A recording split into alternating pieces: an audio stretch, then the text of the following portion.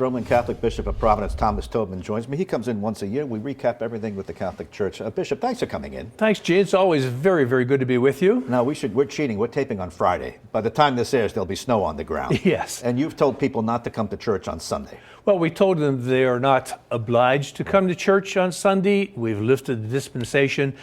From all appearances, it's going to be a very difficult storm. Lots of snow, Right. Lots of wind, lots of drifting. So I'm just concerned about, even if the snow stopped on Saturday, it's still going to be difficult for people to get out of their homes, out of their driveways, the local streets. So I lifted the obligation, did not close the churches, did not cancel masses, did not say people should not go to church. Right. Only said they're not obliged to. I don't want anyone going out and getting hurt, right, shoveling snow or driving and so forth. For those of us who might have forgotten our catechism, are we obligated as Catholics to go to church every Sunday? And why is that important? Because if they're home, they're not there. They're Sure. watching me on Sunday. Of course. They should be watching you. Hopefully they can do both. Yeah. And there's lots of opportunities for Mass on the weekends, of course. But it is, the third commandment says, keep holy the Lord's Day. So it is one of the commandments, and the way the church interprets that is especially to attend Sunday Mass.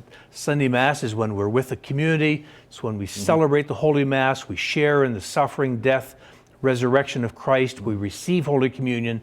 The attendance at Sunday Mass is an obligation, but it's also a beautiful opportunity and a privilege to be with others and to share the essence of our faith, the death and resurrection of Christ in Holy Communion. So it's an obligation, an important obligation, but sometimes it's just impossible, and that's when the Right. bishop can dispense. Well, now many churches stream their services, and that might be an option this week. They live stream it. Right, there are many opportunities to watch Mass on television on weekends and during the week, but it's not the same as being there in person. But we want people to be safe.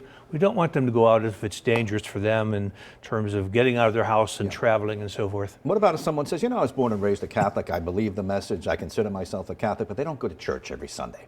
Just square that for me. Well, it's unfortunate. First of all, they do have an obligation to God and to the church to attend Mass on Sundays. And sometimes we tend to look down on that sense of obligation, but we all do lots of things out of obligation. Yeah. We keep our marriage vows, we go to work every day, we go to Mass out of a sense of obligation along with other things. So there is an obligation to God and to the church for Catholics to attend Mass on Sundays. Now, again, sometimes due to illness or impossible work schedule, or if you're a caregiver, or during a snowstorm, or during the heart of a pandemic, sometimes it's impossible to go to Mass and people are dispensed. But other than that, good Catholics go to Mass every Sunday with very few exceptions. Now, there's been a decline in attendance in your diocese, the dioceses across the country, and other faiths too. I've got the decline in church attendance during COVID in America. That was on the decline before COVID, but as COVID has really hurt. Yes. I mean, double-digit declines. But a lot of people are starting to come back now, and that's very encouraging. And keep in mind, the decline in religious participation, not certainly unique to Rhode Island, it's a situation that's taking place across our country in Western culture. The French, the Italians. The Spanish, Canadians. And it's not just Catholics, it's across the board with other religious denominations as well. We're just living in a more secular world, a more secular society where spiritual things and things religious are simply not as important to some people as they used to be. Of course, that's unfortunate because when religion declines, I think our culture, our society suffers. Religion is an important part of our culture. All religions, not just Catholics, all religions, important part of our culture and our life together. Well, there must be a reason for that. Is it the internet? Is it social media? Or is it self-inflicted? I mean, the church has had its scandals, and I think you've lost a percentage of the population. Yeah, People have just said that's enough. I think there's a variety of reasons, as you say. Some of it's self-inflicted by things we have said and done over the years, but it's much broader than that because, again, it's not just the Catholic Church, it's across the board for every religious community, every faith community. Pope John Paul II used to talk about and write about the practical and existential atheism of our age. He said people no longer bother to deny the existence of God. They simply live their lives without Him. And that's, I think it's a generational thing. 50 years ago, it wasn't like that. And I pray that 50 years from now, it'll be different again. But we're just living in a very secular, atheistic age, an age without God. It's affecting the Catholic Church. Yeah. It's affecting other faith communities as well. Anecdotally, it just appears to be affecting young Catholics. I've been to a number of weddings. Only one was in a church. The others are outside in the tent. They have a friend officiate. You must be aware of this. Of course. Weddings are down? Weddings are down, baptisms are down, all the sacramental practices are down. First communions, confirmations, but especially weddings have declined a great deal. And again, I think young people don't have that sense of the importance of God, the importance of faith, the importance of sacraments in their lives. So they go where it's more, more entertaining, more engaging, whatever, but they're missing that presence and the grace of God in their lives when they do that. It's unfortunate. If that trend continues, you'll go out of business. Well, the church has been there for 2,000 years, so I don't think we're going to go out of business. But it changes. Well, it'll be diminished. It could be diminished, of course, and it's some ways being diminished now. We have fewer parishes than we had years ago. We have fewer priests. We have fewer people receiving the sacraments. We have fewer people being buried in the Catholic Church. Of course, it's being diminished, but we won't disappear completely. We need to do our best to continue to reach out, to welcome people, to encourage people, and to tell the good news of Jesus and the good news the Church has. Well, do you have a mission? Is this priority number one at the Vatican? What have you heard? We're losing. We're hemorrhaging.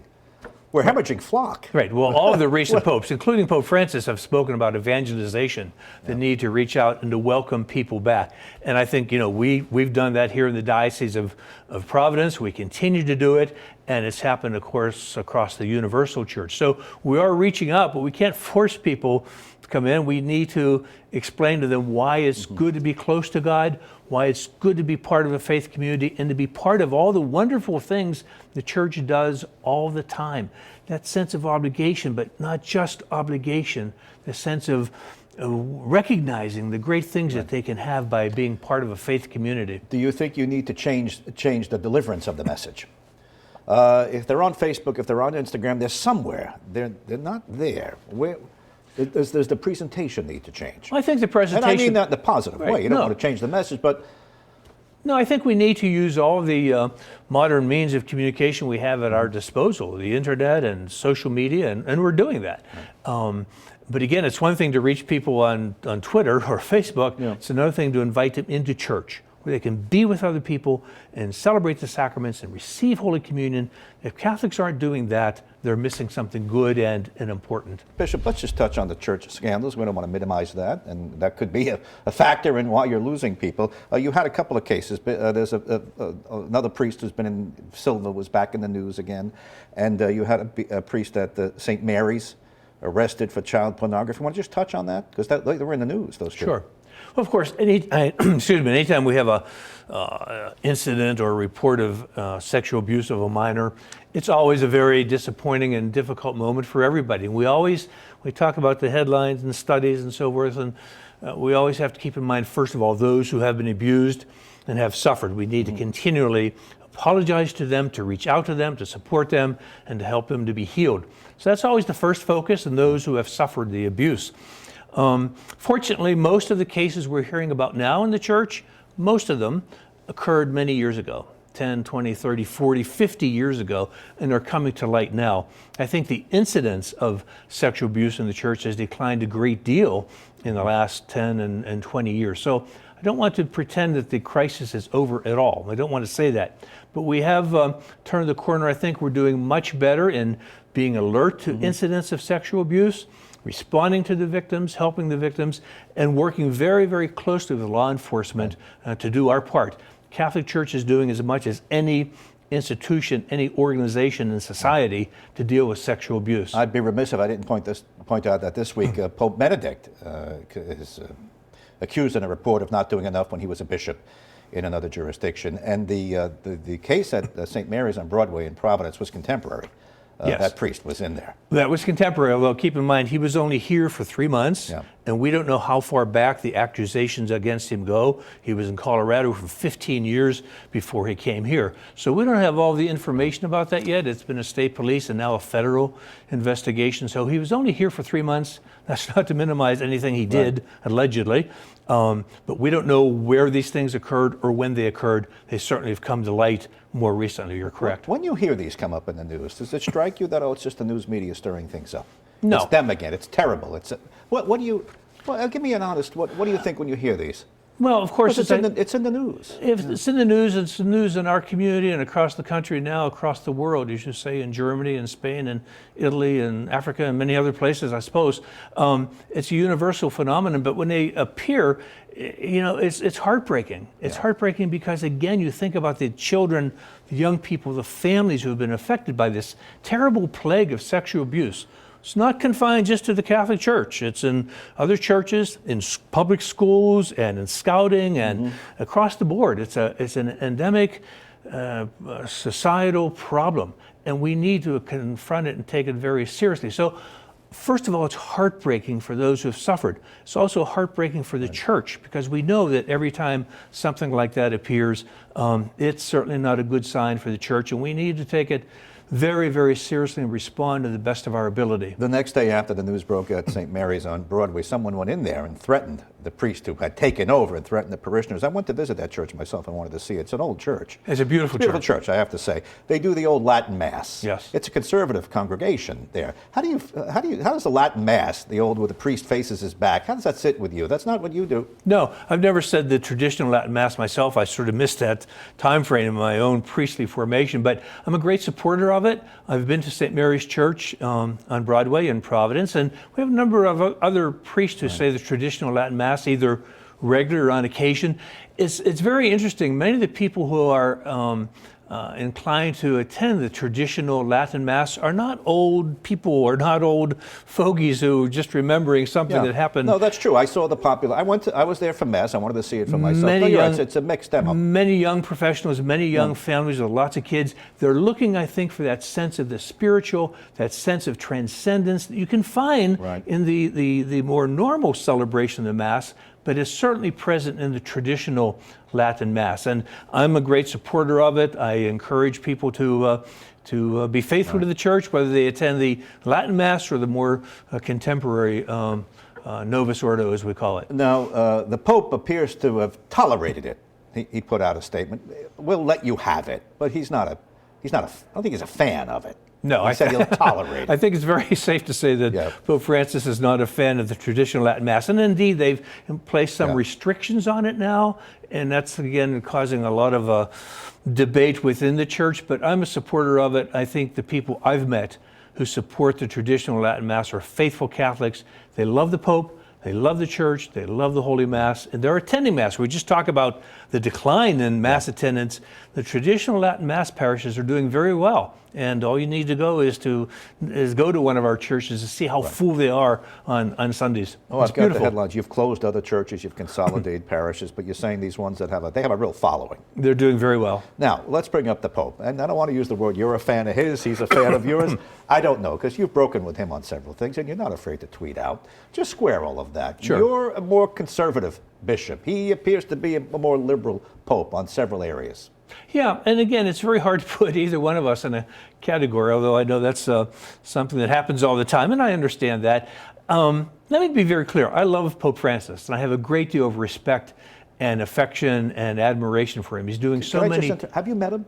Yes, we met him during the Ad Limina visit when all the bishops went, just over 2 years ago. And so I'm from Providence, and does he have a little file and say, yes, no, it's not quite that personal. It's you're that Tobin. Right. No, it's not quite that personal, because he met with a whole group of 40 bishops, I think. So it was just a meet and greet at that point, kind of a thing. But I have a great deal of respect and affection for Pope Francis. Obviously, I don't understand completely and agree completely with everything he has said and done, but that doesn't mean I don't like him and respect him.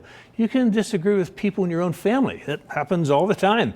But no, I have a great deal of affection for Pope Francis, and we in the Diocese of Providence have implemented everything he has asked us to do. All the programs and pastoral letters and encyclicals and activities, we've done everything he has asked us to do very faithfully. So sure, I have some questions about some of the things he says and does, but I like Pope Francis a great deal. We just have about a minute left. A couple of things I want to touch on. This is the 150th anniversary of the diocese, Yes, correct? It's a great moment for us. 150 years, we're having our formal concluding celebration in June. We have a lot of programs leading up to it. We have such a wonderful legacy in this state, the Catholic Church, for 150 years. We thank God and praise God, and we also look to the future. We're going to embrace the future. The cathedral renovations are continuing. They're almost complete. The towers, the scaffolding.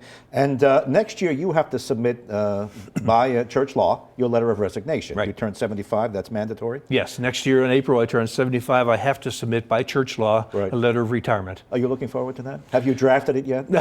I haven't drafted yet. I've thought about it, but I haven't drafted. No, I have a lot to do between now and then. And even when the letter is submitted, sometimes the bishop can stay on for 3 months, 6 months, or a year. So I have a lot to do before I finally step down, I think. And number 2, Bishop Evans, your auxiliary, he also must submit. Same thing. He will be 75 this coming year in September, so we're classmates. It's unusual, but he'll also be reaching the age of 75. And again, by church law, has to submit his letter of retirement. I hope and pray it's not accepted right away. All right. It could hit the desk and it stays there. It could be, very well. Bishop Thomas Tobin, Roman Catholic Bishop of Providence, thanks for coming in. We'll see you again. Thank you. Always a pleasure. Thank you.